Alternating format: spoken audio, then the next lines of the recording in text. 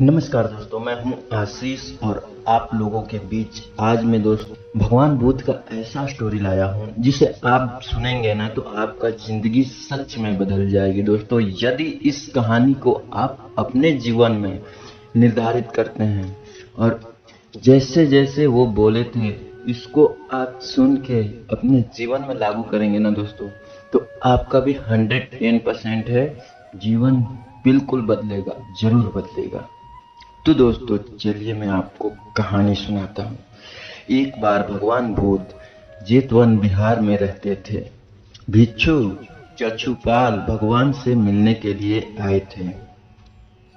उनके आगमन के साथ उनकी दिनचर्या, व्यवहार और गुणों की चर्चा भी हुई। भिक्षु भिक्षु चक्षुपाल अंधे थे। एक दिन बिहार के कुछ भिक्षुओं ने कुछ मरे हुए कीड़ों को चक्षुपाल की कुटी में बाहर पाया और उन्होंने चक्षुपाल को निंदा करनी शुरू कर दी। उन्होंने इन जीवित प्राणियों की हत्या की। भगवान बुद्ध ने निंदा कर रहे उन भिक्षुओं को बुलाया और पूछा कि यह तुमने भिक्षु को कीड़े मारते हुए देखा है? उन्होंने उत्तर दिया, नहीं। इस पर भगवान बुद्ध ने उन साधकों से कहा कि जैसे तुमने उन्हें कीड़े को मारते हुए नहीं देखा है, वैसे ही चक्षुपाल ने भी उन्हें मारते हुए नहीं देखा और उन्होंने कीड़े को जानबूझकर नहीं मारा है। इसलिए उनकी भर्त्सना करना उचित नहीं है। भिक्षुओं ने इसके बाद पूछा कि चक्षुपाल अंधे क्यों हैं? उन्होंने इस जन्म में अथवा पिछले जन्म में क्या पाप किए? भगवान बुद्ध ने चक्षुपाल के बारे में कहा कि वे पूर्व जन्म में एक चिकित्सक थे। एक अंधी स्त्री ने उनसे वादा किया था, यदि वे उसकी आंखें ठीक कर देंगे तो वह और उसका परिवार उनके दास बन जाएंगे। स्त्री की आंखें ठीक हो गई, पर उसने दासी बनने के भय से यह मानने से इनकार कर दिया। चिकित्सक को तो पता था कि उस स्त्री की आंखें ठीक हो गई है, वह झूठ बोल रही है। उसे सब सिखाने के लिए या बदला लेने के लिए चक्षुपाल ने दूसरी दवा दी। उस दवा से महिला फिर अंधे हो गई। वह कितनी भी रोई पीटी, लेकिन चक्षुपाल जरा भी नहीं पसीजा। इस पाप के फलस्वरूप अगले जन्म में चिकित्सकों को अंधा बनना पड़ा। तो दोस्तों, ये थी भगवान बुद्ध की पहली कहानी। चलिए दोस्तों, मैं आपको दिखाता हूँ और सुनाता हूँ भगवान बुद्ध की दूसरी कहानी। दोस्तों, उस कहानी से आपको क्या सीख मिलता है आप कमेंट में जरूर बताइएगा। और दूसरा कहानी मैं आपको सुनाने जा रहा हूँ। एक बार भगवान बुद्ध ने अनुयायियों के साथ किसी गांव में उपदेश देने जा रहे थे। उस गांव से पूर्व ही मार्ग में उन लोगों को जगह जगह बहुत सारे गड्ढे खुदे हुए मिले। भगवान बुद्ध ने एक शिष्य ने उन गुणों को देखकर जिज्ञासा प्रकट की, आखिर इस तरह गड्ढे का खुदने होने का क्या मतलब है? भगवान बुद्ध बोले, पानी की तलाश में किसी व्यक्ति ने इतने गड्ढे खोद दिए होंगे। यदि वह धैर्यपूर्वक एक ही स्थान पर गड्ढे खोदता तो उसे पानी अवश्य मिल जाता, पर वह थोड़ी देर गड्ढा खोदता है, पानी न मिलने पर दूसरा गड्ढा खोदना शुरू कर देता है। व्यक्ति को परिश्रम करने के साथ धैर्य भी रखना चाहिए। तो दोस्तों, मैं आपको यही बोलूंगा कि कोई भी काम हो, चाहे कोई भी संकट हो, दोस्तों मन में एक विश्वास रखो और धैर्य भी रखो। हर काम जरूर होता है दोस्तों, इसलिए अपने जीवन में उतार चढ़ाव तो बहुत सारे आते हैं, लेकिन इस उतार चढ़ाव से इंसान को घबराना नहीं चाहिए। तो दोस्तों, आपको यह भी कहानी कैसी लगी, इसको भी कमेंट में जरूर ही शेयर कीजिएगा। अब बढ़ते हैं हम तीसरी कहानी पे। दोस्तों, चलिए मैं आपको भगवान बुद्ध की तीसरी कहानी सुनाता हूँ। एक बार भगवान बुद्ध भिक्षा के लिए एक किसान के यहाँ पहुंचे। तथागत को भिक्षा के लिए आया देखकर किसान अपेक्षा में बोल पड़ा, श्रमण, मैं जोतता हूँ और तब खाता हूँ। तुम्हें भी हल जोतना ही पड़ेगा और बीज बोना ही पड़ेगा और तब खाना खाना चाहिए। तुम्हें भी हल जोतना तुम्हें भी हल जोतना चाहिए और बीज बोना चाहिए और तब जाकर खाना खाना चाहिए। तभी भगवान बुद्ध ने बोला महाराज तभी भगवान बुद्ध बोले महाराज मैं भी खेती करता हूँ। इस पर किसान का जिज्ञासा हुआ और वह बोला मैं ना तो तुम्हारे पास हल देखता हूँ, ना बैल और ना ही खेती का स्थल, तब आप कैसे कहते हैं आप भी खेती करते हैं?